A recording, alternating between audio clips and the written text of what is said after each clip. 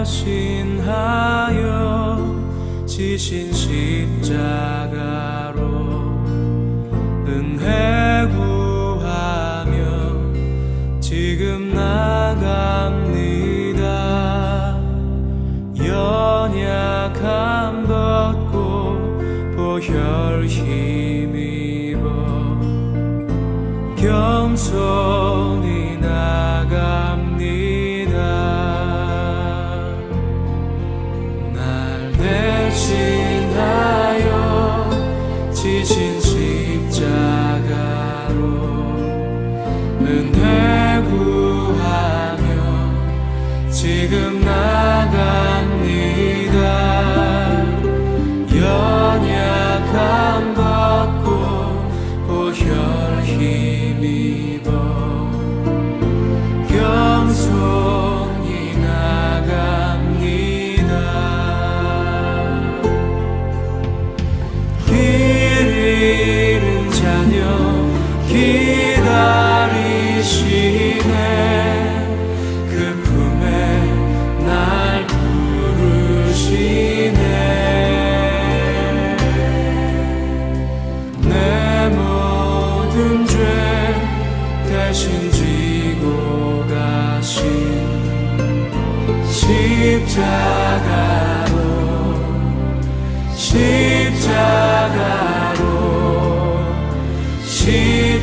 십자가로 갑니다.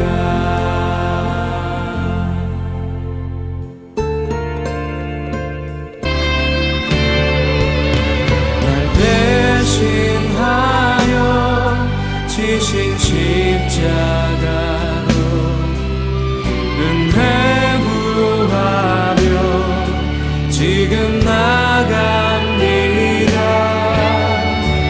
연약함 벗고 보혈 힘입어 겸손히 나갑니다.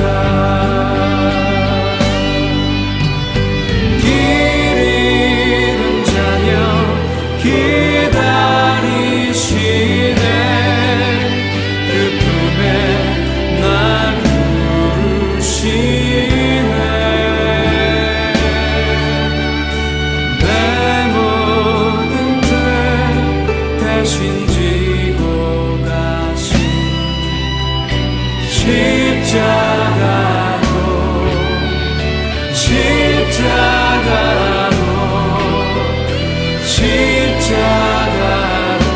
갑니다. 십자가로 갑니다.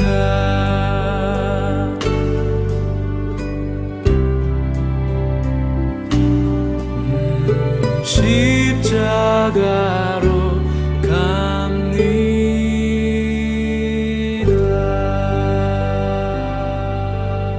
오늘 함께 묵상할 말씀은 누가복음 15장 11절로 24절 말씀입니다. 11절 또 이르시되 어떤 사람에게 두 아들이 있는데 그 둘째가 아버지에게 말하되 아버지여 재산 중에서 내게 돌아올 분깃을 내게 주소서 하는지라. 아버지가 그 살림을 각각 나누어 주었더니 그 며칠이 안 되어 둘째 아들이 재물을 다 모아 가지고 먼 나라에 가 거기서 허랑방탕하여 그 재산을 낭비하더니 다 없앤 후 그 나라에 크게 흉년이 들어 그가 비로소 궁핍한지라. 가서 그 나라 백성 중 한 사람에게 붙여 사니 그가 그를 들로 보내어 돼지를 치게 하였는데 그가 돼지 먹는 쥐염 열매로 배를 채우고자 하되 주는 자가 없는지라. 이에 스스로 돌이켜 이르되 내 아버지에게는 양식이 풍족한 품꾼이 얼마나 많은가. 나는 여기서 주려 죽는구나. 내가 일어나 아버지께 가서 이르기를 아버지 내가 하늘과 아버지께 죄를 지었사오니 지금부터는 아버지의 아들이라 일컬음을 감당하지 못하겠나이다. 나를 품꾼의 하나로 보소서 하리라 하고 이에 일어나서 아버지께로 돌아가니라. 아직도 거리가 먼데 아버지가 그를 보고 측은히 여겨 달려가 목을 안고 입을 맞추니 아들이 이르되 아버지 내가 하늘과 아버지께 죄를 지었사오니 지금부터는 아버지의 아들이라 일컬음을 감당하지 못하겠나이다 하나 아버지는 종들에게 이르되 제일 좋은 옷을 내어다가 입히고 손에 가락지를 끼우고 발에 신을 신기라. 그리고 살찐 송아지를 끌어다가 잡으라. 우리가 먹고 즐기자. 이 내 아들은 죽었다가 다시 살아났으며 내가 잃었다가 다시 얻었노라 하니 그들이 즐거워하더라. 아멘. 오늘 본문에서 오늘 말씀의 제목은 잃은 것을 찾은 기쁨입니다. 오늘 본문에서 잃은 것을 다시 찾은 기쁨, 죽었던 것이 다시 살아난 기쁨에 대해서 우리에게 잘 보여주고 있습니다. 그래서 오늘 말씀의 제목은 잃은 것을 찾은 기쁨으로 정하였습니다.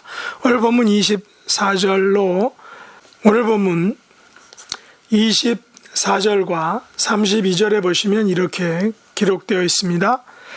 24절 이 내 아들은 죽었다가 다시 살아났으며 내가 잃었다가 다시 얻었노라 하니 그들이 즐거워하더라. 그리고 32절에 보시면 이 내 동생은 죽었다가 살아났으며 내가 잃었다가 얻었기로 우리가 즐거워하고 기뻐하는 것이 마땅하다 하니라 라고 기록하고 있습니다. 오늘 누가복음 15장에는 세 가지의 잃었다가 찾은 기쁨을 우리에게 보여주고 있습니다. 그러면 왜 예수님께서 잃었다가 다시 찾은 기쁨에 대해서 말씀하셨을까요? 1절에 보시면 모든 세리와 죄인들이 예수님의 말씀을 들으려고 예수님께 가까이 나오니까 바리새인과 서기관들이 예수님을 향해 이렇게 수군거립니다. 어라, 이 사람이 죄인을 영접하고 음식을 같이 먹네 라는 것이죠. 바리새인과 서기관들에게 있어서 세리와 죄인들은 서로 영접하고 함께 음식을 먹을 가까운 사이가 아니었다는 것입니다.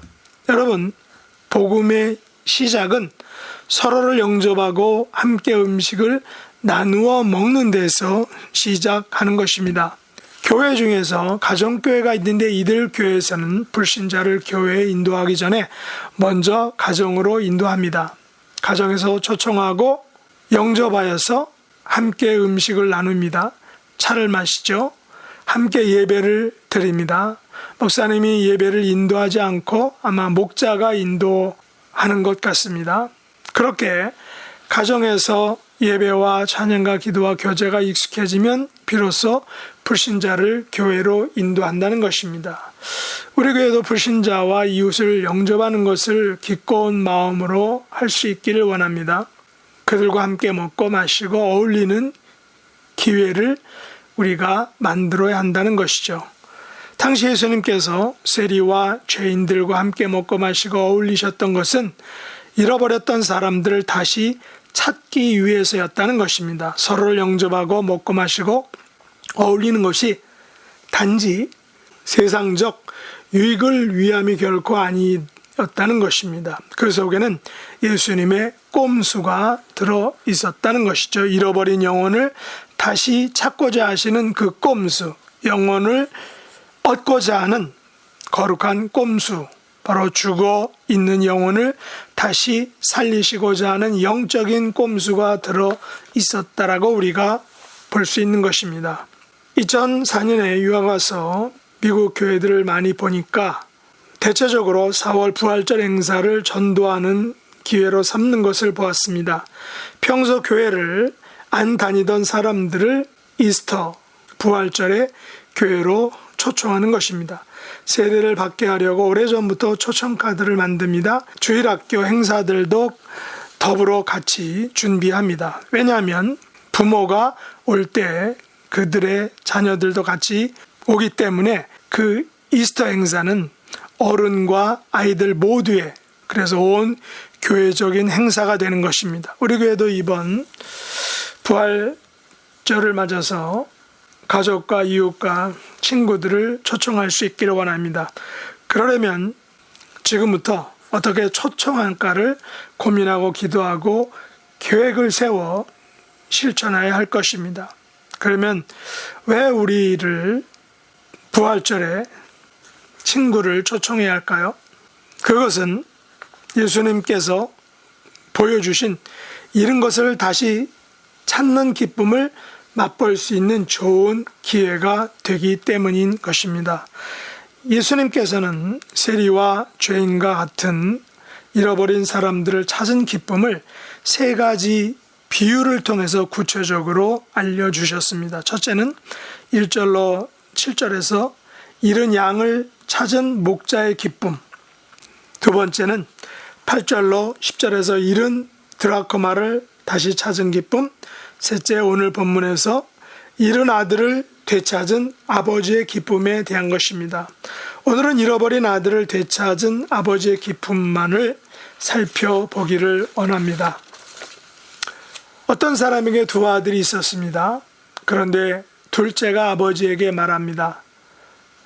자신의 분깃을, 자기 재산을 달라는 것이죠. 아버지는 이런 요청에 서운해하지 않고 기꺼이 살림을 두 아들에게 골고루 나누어 주었습니다. 두 아들은 얼마인지는 모르지만 각각 아버지로부터 재산을 물려받았습니다. 물론 둘째 아들은 형에 비해서 적게 받았을 것입니다.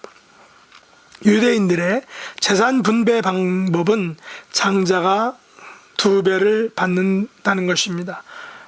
아마도 이들의 아버지는 재산이 좀 있었나 봅니다. 아버지가 두 아들에게 재산을 물려준 것은 당연하지만 좀 이례적이기도 한 것입니다. 원래 재산은 아버지가 돌아가시기 전에 분배를 하는 경우가 많은 것입니다. 아무튼 둘째 아들은 자기가 받은 살림을 챙겨서 며칠 후 자신이 가고 싶은 곳을 향해 힘차게 발걸음을 옮겼던 것입니다. 둘째의 마음에는 성공에 대한 믿음과 확신으로 가득 차 있고 부풀어 있었습니다. 그런데 그가 이사간 곳은 가까운 곳이 아니었습니다. 왜 둘째는 가까운 곳이 아닌 먼 나라로 이사를 갔을까요?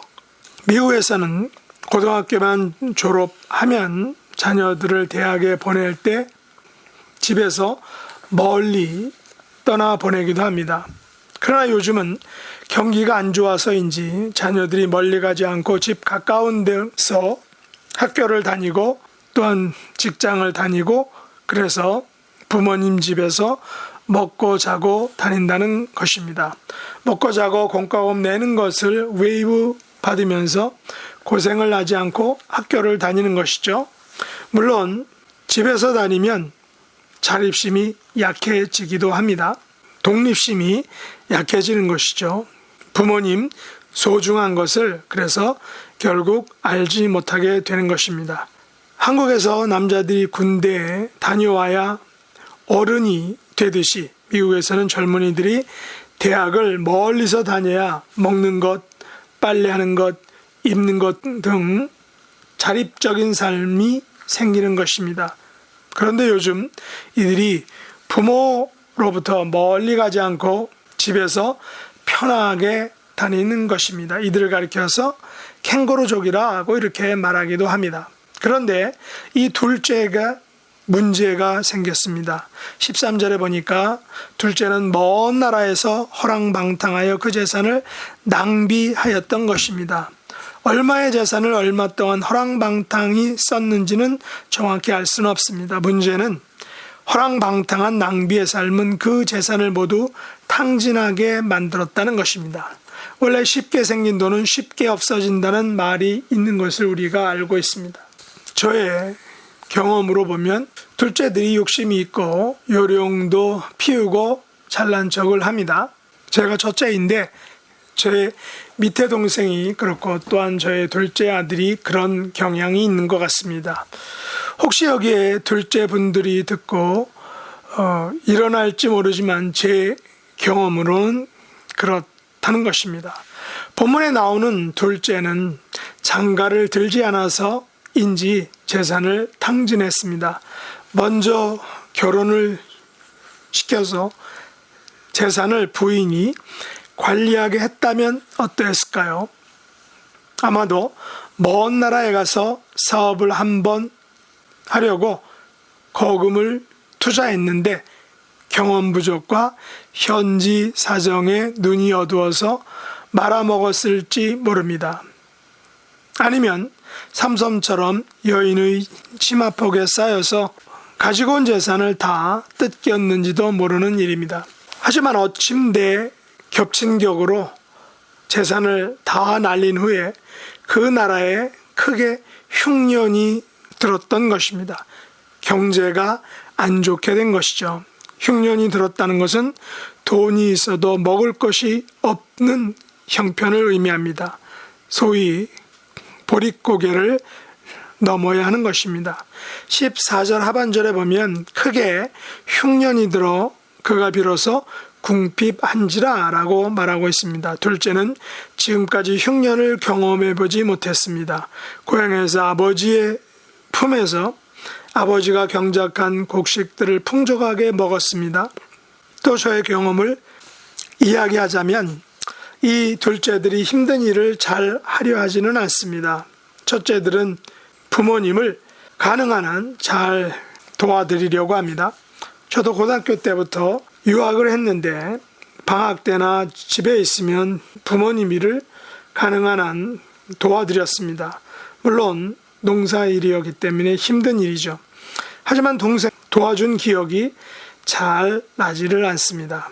15절에 보면 생전 궁핍을 경험해보지 않은 둘째가 이방나라 사람의 집에 겹방살이를 합니다. 옛날로 말하면 부잣집 일꾼이나 머슴이 된 것이죠. 그의 짭은 들에 나가서 돼지를 치는 것입니다. 사실 유대인들에게 있어서 가장 모욕적인 일이 바로 돼지를 치는 것입니다. 돼지는 불길한 짐승으로 여겨졌기 때문에 돼지 치는 것은 매우 혐오스러운 일로 간주되었다는 것입니다. 그렇다면 둘째 형편이 어떠했는지를 우리가 능히 짐작할 수 있다는 것입니다. 물론 이때의 돼지는 방목을 했던 것 같습니다.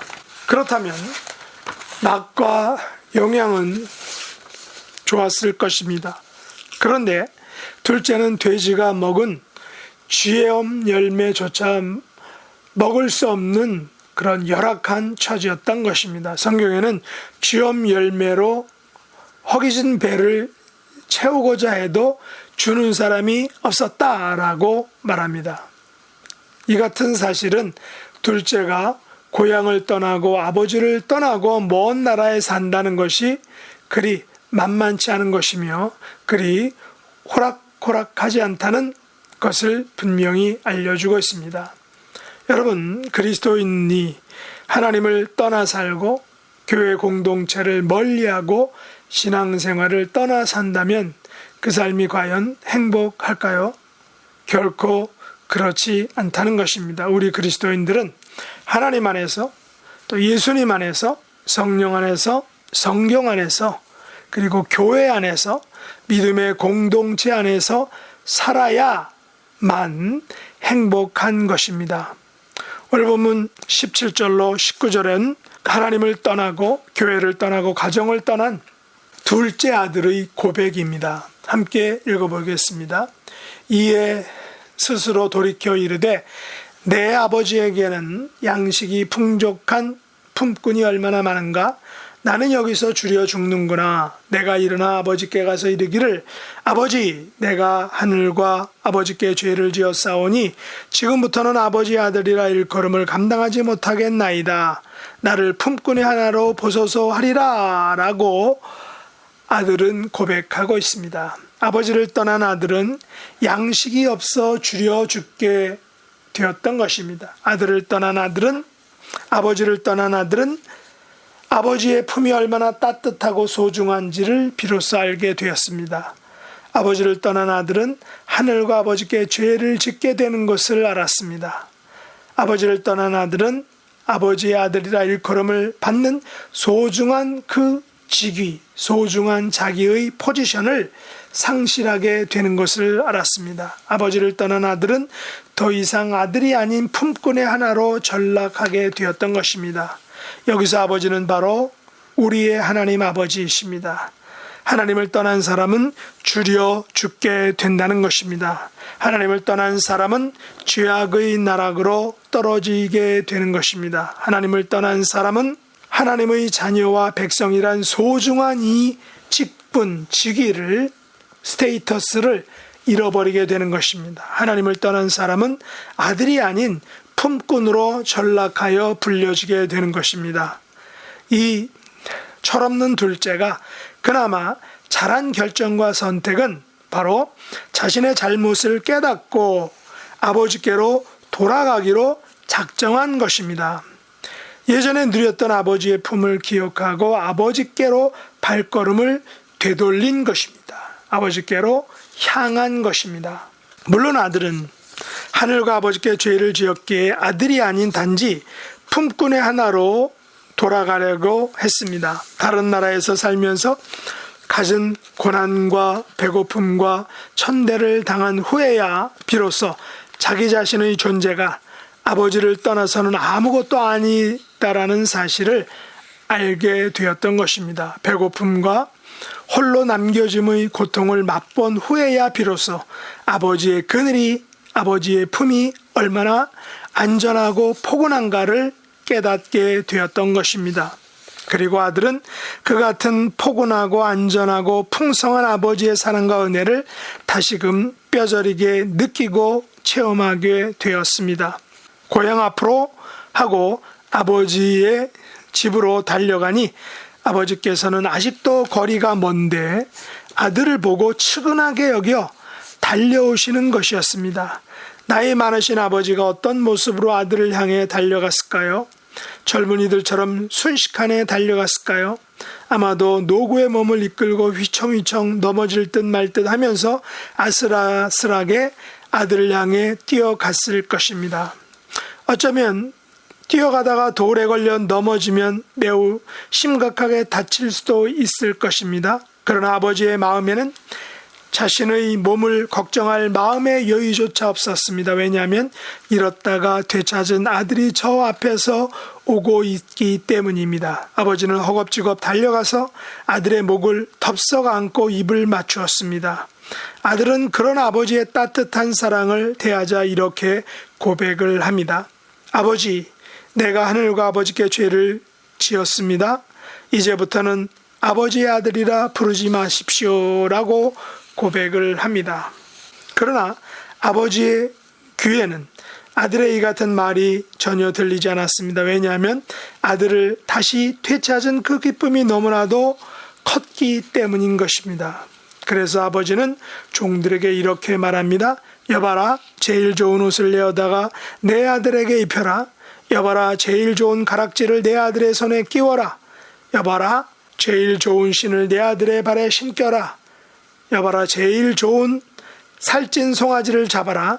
잃었던 내 아들이 오늘 다시 돌아왔으니 우리가 먹고 즐기자. 그리고 24절에서 이렇게 모든 가족들과 종들 앞에서 선포합니다. 내 아들은 죽었다가 다시 살아났으며 내가 잃었다가 다시 얻었노라. 그리고 온 가족과 종들과 동네 사람들은 다 같이 즐거워합니다. 다 함께 기뻐하는 것입니다.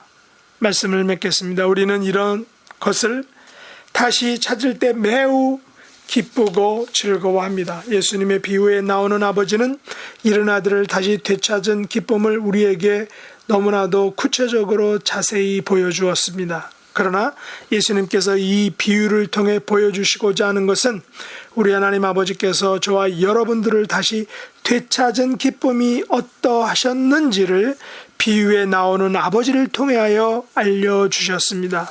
우리는 하나님 아버지를 떠나서는 살 수 없습니다.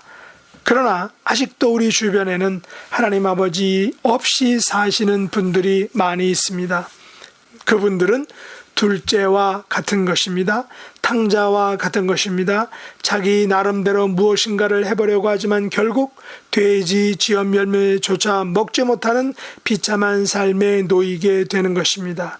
다행한 것은 탕자는 자신의 처지를 깨달았지만 우리 주변의 사람들은 그것을 아직도 깨닫지 못한 사람들이 많이 있다라는 사실입니다. 그래서 우리는 탕자의 아버지의 마음을 가지고 그들을 기다려야 하는 것입니다. 그들이 저 멀리 보이면 달려가서 맞아 주어야 하는 것입니다. 그들의 목을 안고 힘있게 안아 주어야 하는 것입니다. 그리고 그들을 위하여 잔치를 베풀 수 있는 너그러운 마음을 가져야 하는 것입니다.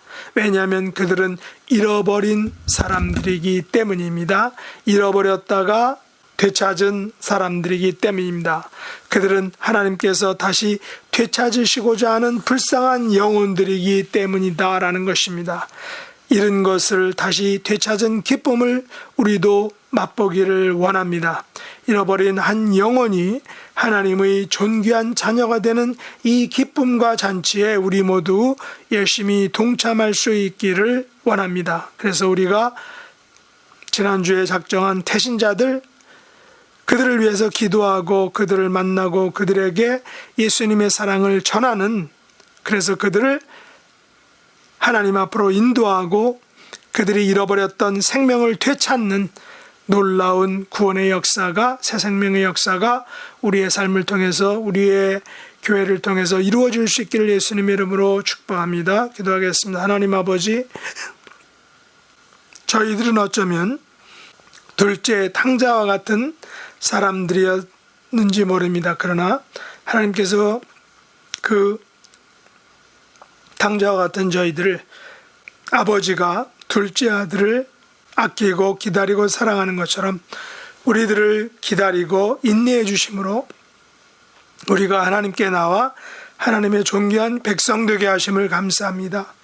하지만 아직도 우리 주변에는 탕자처럼 하나님 없이 무엇인가를 이루려고 하지만 결국 이루지도 못하고 죽어가는 많은 영혼들이 있어오니 그들에게 하나님의 사랑을, 예수님의 피 묻은 복음을 전함으로 그들도 우리와 같이 하나님의 존귀한 자녀, 전국 백성이 될 수 있도록 은혜 베풀어 주시옵소서.